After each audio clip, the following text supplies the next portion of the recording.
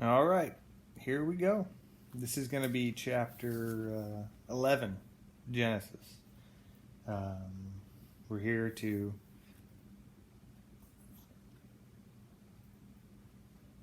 read the Bible, starting from Genesis to Revelation, one chapter at a time. A little recap, we learned about all the descendants from Noah. There was a lot of them. I mean, they had to repopulate the whole earth, so here we go. We got the Tower of Babel. Chapter 11.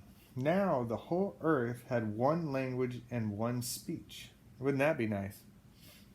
It came to pass, as they journeyed from the far east, they found that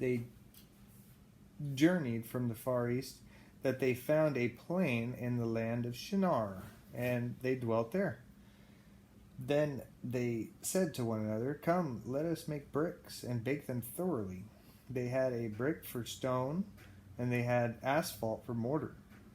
And they said, "Come, let us build ourselves a city and a tower whose tops is in the heavens. Let us make a name for ourselves, lest we be scattered abroad over the face of the whole earth." So they wanted to make this huge tower.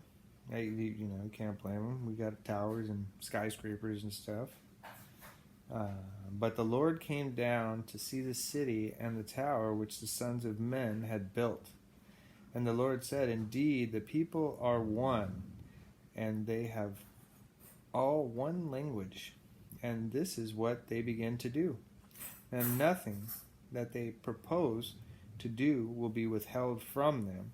Come, let us go down and let us go down and there and confuse their language, that they may not understand one another's speech." So I guess, they were trying to put themselves above God, and God said, No, that's not going to happen. You are created beings.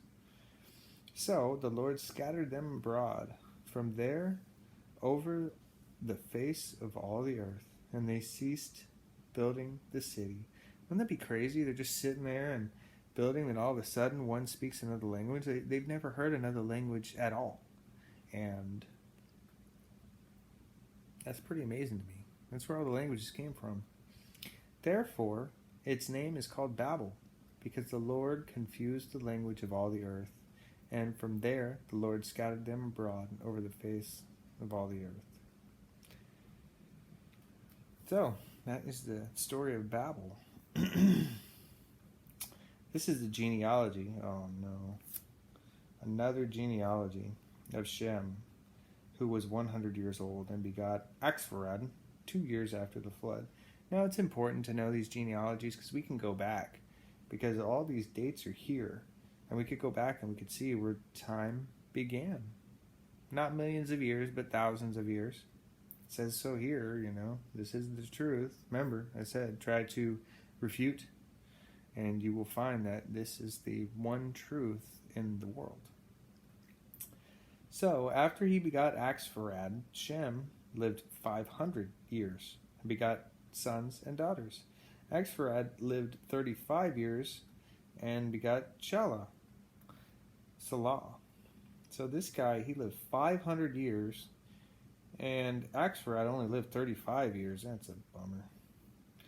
After he begot Salah, Axpharad lived 400 years. Lived 403 years and begot sons and daughters. Salah lived 30 years and begot Eber. After he begot Eber, Salah lived 403 years and begot sons and daughters. Eber lived 34 years and begot Peleg. After he begot Peleg, Eber lived 430 years. Okay, well, I guess I'm reading it wrong here. They were 35 years old when they procreated, and then they lived for hundreds of years afterwards. Peleg lived 30 years and begot Reu. After he begot Reu, Peleg lived 209 years and begot sons and daughters. Reu lived 32 years and begot Serug.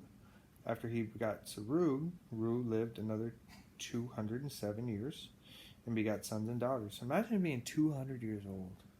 Wow, what would you see? Or 400 years old. I wonder what you would remember.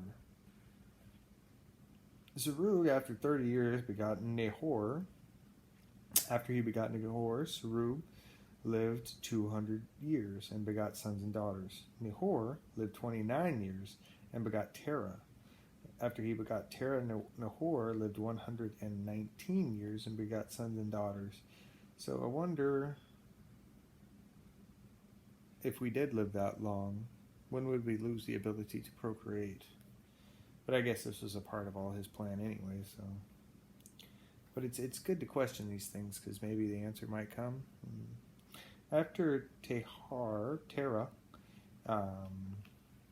lived 70 years and begot Abram, Nahor, and Haran. Okay. So, Terah's descendants. Here we go. This is the genealogy of Terah. Terah begot Abram, Nahor, Haran. Haran begot Lot. And Haran died before his father Terah in his native land, in Ur of the Chaldeans. Then Abram and Nahor took wives. The name of Abram's wife was Sarai. I think it's Sarah. Sarai. And the name of Nahor's wife, Milcah, and the daughter of Haran, and the father of Milcah, and the father of Ishka. But Sarai was barren. She had no child. Oh, poor thing. And Terah took his son Abram and his grandson Lot, the son of Haran, and his daughter-in-law Sarai, his son Abram's wife. And they went out with them from Ur of the Chaldeans to go to the land of Canaan. And they came to Haran and dwelt there. So the days of Terah were 200 years, 205 years, and Terah died in Haran. Very nice. Very nice. We got a little genealogy in that one. We're introduced to these new characters, Abram, Sarai. They're going to become important players in the upcoming chapters to come. And we'll just have to see what happens from there. And this is spicing up now. Maybe we can go back, can add up, chart all these guys up. I've seen people do this, and it's quite fascinating, actually.